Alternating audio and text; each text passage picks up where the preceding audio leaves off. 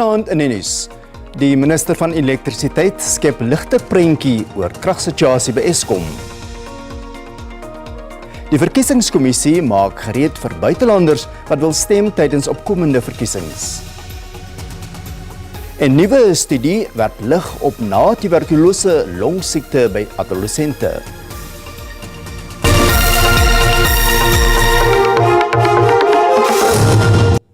Goeienaand en welkom by die nuus.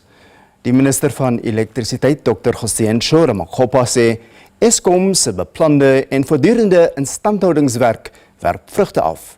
Hy sê die entiteit se kapasiteitsverliesfaktor weens eenhede wat onklaar raak is onder die 14.000 megawatt kerf. Ramakgopa sê eenheid 1 by Kuiberg is ten volle in bedryf. Die minister sê 'n kragopwekker sal na verwagting van Nederland ingevoer word om 800 megawatt te lewer wanneer Medupi se eenheid 4 weer aan die netwerk gekoppel moet word. We have really turned the corner, and I'm not suggesting that you have ended load shedding. I'm simply saying that we can see that there's light at the end of the tunnel, and this is not an oncoming train, but essentially is a system that whose health continues to improve and improve at the levels that even exceeded our projections and expectations. Die minister sê daar is tydens die Wêreldekonomiese Forum in Davos met potensiële beleggers vergader oor fondse vir Eskom se transmissiemaatskappy. Hy sê egter, die staat sal die eienaar van die netwerk bly. There's insatiable appetite by private sector to invest in this space. So we're not short of financing. Liquidity is significant there. From the discussions that the team had when they were in Davos, the discussions, as you know, from the JET IP program, the discussions we have had with the heads of missions, so there's significant amount of liquidity. Ramakgopa sê daar is ook samesprekings oor 'n verkrygingskantoor vir die transmissiemaatskappy. Die minister van Hoër Onderwys, Wetenskap en Innovasie, Blyden Nzimande, het 'n dringende beroep op die finansiële hulpskema vir studente NSFAS gedoen om te sorg dat alle registrasiebetalings op 31 Maart afgehandel en inligting oor uitstaande fooie verwerk is. Hy het tydens 'n mediakonferensie gesê sy departement het stelsels en prosesse ingestel wat universiteite, TVET colleges en ander tersiêre instellings vanjaar gaan bystaan. Daar is kommer oor voldoende toegang tot tersiêre instellings nadat meer as 570.000 matrieks universiteitstoelating gekry het. Laatbetalings van NSFAS is ook 'n uitdaging. Die departement het 'n kontaksentrum ingestel waar uitdagings wat gedurende die registrasietydperk teëgekom word, aangemeld kan word. Dit sal ook hulp verskaf aan studente wat sukkel met laat NSFAS betalings en uitstaande toelaag of registrasiebetalings. I call upon NSFAS working together with the affected institutions to ensure that they speedily resolve all these outstanding cases. Whilst this is being resolved, I urge institutions not to deny NSFAS-funded students with outstanding payments to register for the current cycle. Hy het 'n beroep op studente van die vermiste middelklas gedoen om seker te maak dat hulle besonderhede korrek is sodat hulle ook finansiëel bygestaan kan word.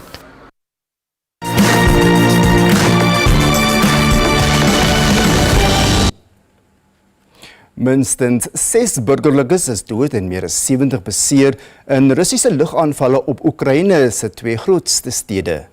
Duisende Oekraïense burgers is dood sedit Rusland sy buurland 23 maande gelede ingeval het. In die hoofstad Kiev soek reddingswerkers deur die puin van 'n woonstelgebou na oorlewendes. Die Oekraïense lugmag sê 21 van die 41 Russiese missiele is afgeskiet. 5 mense is dood en 51 beseer in die oostelike stad Kharkiv. Die Kremlin nou egter vol dat hy nie burgerlikes teiken nie. Volgens die plaaslike owerheid is 30 woonstelgeboue in die gebied getref en 'n aardgaspypleiding is beskadig. Rusland het ook die elektrisiteitsinfrastruktuur aangeval en duisende mense is sonder krag gelaat. In die bloedigste dag vir Israel sedert die begin van die oorlog teen Hamas is 24 soldate dood en gevegte in die suide van die Gaza-strook. 21 soldate is dood toe 2 geboue ontplof het toe 'n vuurpyl op 'n Israeliese weermagtank afgevuur is. Die soldate was blykbaar besig om plofstof in die geboue te plaas om hulle op te blaas. Die Israeliese eerste minister Benjamin Netanyahu het in reaksie herhaal dat Israel nie die oorlog sal beëindig voordat Hamas heeltemal uitgewis is nie. In China het soek- en reddingswerk begin na gister se aardbewing van 7,1 wat die grens met Kirgisistan getref het. Verskeie Chinese departemente het oorlewendes van noodsaaklike items voorsien. Die aardbewing het omstreeks 6 uur gisteraand plaasgevind, hoofsaaklik in die bergagtige grensgebied van die Xinjiang-streek. Polisiebeamptes het 'n meisie uit 'n ingestorte huis gered, asook haar tannie wie se voete in die puin vasgesit het. Kiesers in die Amerikaanse staat New Hampshire stem later vandag in voorverkiesings om al twee partye se kandidaate te bepaal. In die Republikeinse kamp is slegs Nikki Haley oor wat oud-president Donald Trump se benoeming teenstaan. Dit volg nadat die gouverneur van Florida, Ron DeSantis, hom eergister onttrek het aan die wedloop. Haley het 19% steun ontvang in die Iowa caucus, 2% minder as DeSantis. Trump het met 51% van die stemme 30% meer steun gekry as DeSantis. New Hampshire is egter verligter as die verkrampte Iowa en 40% van sy kiesers bestempel hulle self as onverbonde aan 'n party. Haley, die oud-ambassadeur in die VN, reken op die groep vir 'n gunstiger uitslag. Let's look at what your options are. As you go to vote tomorrow, this really is an option. Do you want more of the same? Or do you want to go forward? 70% of Americans have said they don't want a Trump-Biden rematch. The majority of Americans disapprove of both Biden and Trump. Trump is ver voor Haley in meningsopnames en hy het voorspel dat sy gaan verdwyn na die voorverkiesing. In die demokratiese kamp veroorsaak 'n onderonsie tussen die nasionale en staatspartystrukture dat president Joe Biden nie op die party stembrief gaan verskyn nie. Die nasionale partykomitee het besluit dat South Carolina New Hampshire sal vervang as die eerste voorverkiesing. New Hampshire het egter besluit dat sy voorverkiesing steeds gaan plaasvind. In reaksie weier die nasionale partykomitee om afgevaardigdes te stuur, wat beteken dat die uitslag verontagsaam word. Bondgenote van die president het demokratiese kiesers aangemoedig om Biden se naam met die hand op stembriewe te skryf. By geskakel van net daar meer oor die OVK se planne vir Suid-Afrikaners in die buiteland wat graag wil stem. En die Departement van Energie waarsku oor verdunnende brandstof.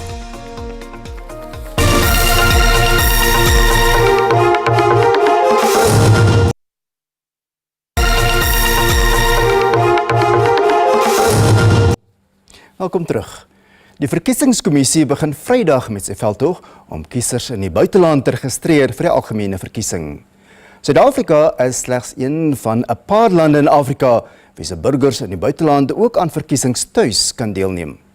Dit is goeie nuus vir politieke partye wat takke of kantore in ander lande het en hoop om kiesers te lok. South Africans who are abroad now have an opportunity to register online since December last year. 7,000 persons have registered using our online system from all over the country. But beyond that, we are giving them an additional opportunity on the weekend of the 26, 27, 28, any of those 2 days. It might be different in different countries, but it's a combination of 2 days within that 3-day framework. So embassies will open, consulates will open, high commissions will open between 8 and 5 for 2 days to give South Africans living abroad opportunities to be on the voters' roll. In die Noord-Gautengse Hooggeregshof is getuienis aangehoor dat die tweede beskuldigde in die Senzo Mejia moordverhoor, Bongani Ntanzi, 'n bekende huurmoordenaar en wapenverskaffer was. In 'n beëdigde verklaring het Simpiwe Buthelezi onthutsende besonderhede onthul oor die moord op Mejia en hoe 'n polisieman betaal is om die saak te laat verdwyn. Buthelezi, dieselfde informant wat die polisie verlede jaar na Ntanzi se plek gelei het, maar hy in hegtenis geneem is intussen dood. In sy verklaring het Buthelezi aangevoer dat Ntanzi, wat 'n bekende wapenverskaffer en huurmoordenaar was, ook 'n hele klomp wapens in die dak van sy huis aangehou het. Buthelezi vertel in sy verklaring hoe hy van die beweerde betrokkenheid van die beskuldigdes in die Mehiwa-moord uitgevind het. I also heard that Bongani Ntanzi, Mapisa, Carlos Nkani, Ntuli are involved in the murder of Senzo Mehiwa. I was very angry at them because they have killed a very important person who was the national goalkeeper of our football club and Orlando Pirates.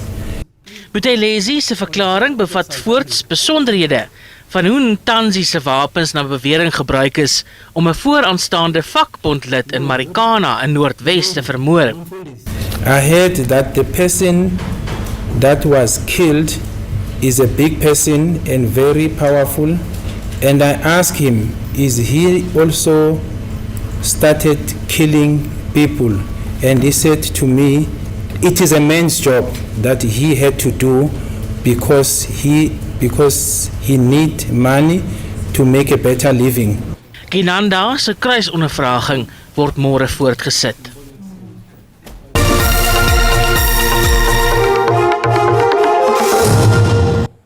Die Automobielassosiasie sê dit is baie moeilik vir motoriste om te bepaal of besmette brandstof in hulle voertuie gegooi word. Hy het egter gewaarsku dat dit voertuie se engines kan beskadig. Tydens 'n brandstofmoniteringsprojek verlede jaar het die Departement van Minerale Bronne en Energie bevind dat minstens 70 volstasies in die land 'n mengsel van diesel en parafin aan niks vermoedende motoriste verkoop. Daar is sowat 6500 volstasies in die land. Die name van die oortreders kan egter ingevolge die wet op die beskerming van persoonlike inligting of Poppiewet nie bekend gemaak word nie. Hulle het nie nakomingskennisgewings ontvang en moet bewys lewer van remedierende optrede. What we can say to consumers is that if you go to a service station and you find that the diesel price is too good to be true, you get a discount of more than R1 on the diesel price compared to other service stations around, then you must be suspicious with that kind of diesel. Die AA sê hoewel dit moeilik vir verbruikers is om te bepaal of die diesel verdun is, moet hulle verkieslik nie brandstof koop by volstasies wat dit teen 'n groot afslag aanbied nie. Obviously, a non-compliance certificate means you can't sell that fuel. If there has been damage to those vehicles and they can be proven to have been damaged by this contaminated fuel, obviously there's another legal route that consumers can take.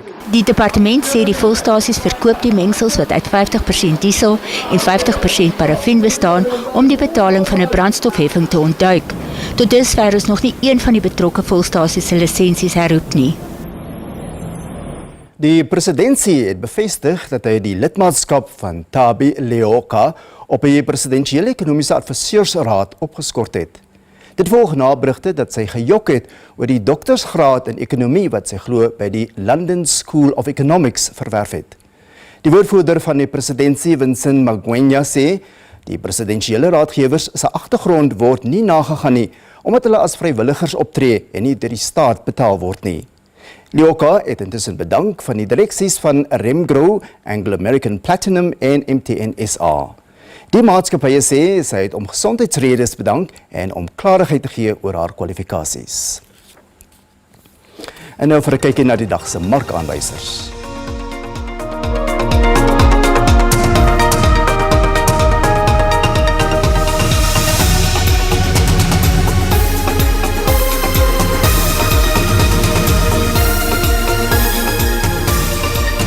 En op die JSE termynmark het die pryse van landbougewasse vir lewering in Maart hoofsaaklik gewissel. Witbelies kos R3.823 per ton, wat R141 meer is. Koring se prys is R11 hoër op R6.197 per ton. Sonneblom kos R8.350 per ton, oftewel R35 meer. En die prys van soja is R8.376, wat R16 hoër is. Die Desmond Tutu TB Sentrum by die Universiteit Stellenbosch het die eerste ter wêreld geword wat die bestaan en uitwerking van na-tuberkulose longsiekte in adolessente navors. Adolessente word beskou as kinders tussen die ouderdomme van 10 en 19 jaar. Verskeie studies oor hierdie aspek van TB en hoe dit mense raak wat van TB herstel het, word lank reeds op volwassenes gedoen. Van die 280.000 mense wat jaarliks TB in Suid-Afrika opdoen, is tussen 10 en 20% jong kinders en adolessente. Die Desmond Tutu TB Sentrum, wat onder die Departement van Pediatrie en Kindergesondheid van Universiteit Stellenbosch val, het 100 adolessente vir 2 jaar bestudeer. Die studie het bevind dat adolessente, wat omskryf word as kinders tussen die ouderdom van 10 en 19 jaar, ook die na-tuberkulose longsiekte kan opdoen. Studies in TB fokus grootliks op volwassenes, hoewel kinders uiters vatbaar vir die siekte is. We're really trying to investigate what the lungs of the young children do. I think second, of course, we need to understand how these lungs of adolescents, how they go into adulthood. So we want to have longer follow-up of these adolescents. We want to understand if this remains over the next coming years. And then we want them to be included in studies to prevent post-TB lung disease. Menslike longe ontwikkel tot die ouderdom van 20 jaar. Daar is min oor die toestand na TB longsiekte bekend en selfs hoe om dit te behandel. We start trying to first really determine what post-TB lung disease looks like. So, for example, asthma we call it an obstructive disease. So your lungs start narrowing, and then with medication they can open up again. But you also have restrictive lung disease, and that means that your lungs are not as big as they should be, so they don't have enough volume. And we see in post-TB lung disease, we see a mixture of that all. Daar word gehoop op verdere studies en ook om jonger kinders in die sulke studies in te sluit om die algehele omvang en gevolge van TB beter te verstaan. Mariska Botha, SABC Nuus, Kaapstad.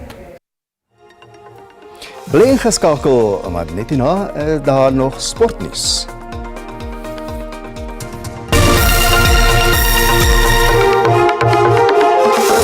En dan die Afrikaanse redaksie moet nou groet. En onthou ook, julle kan die bulletin later op YouTube kyk en wel onder SABC Nuus. Môre dan, totsiens.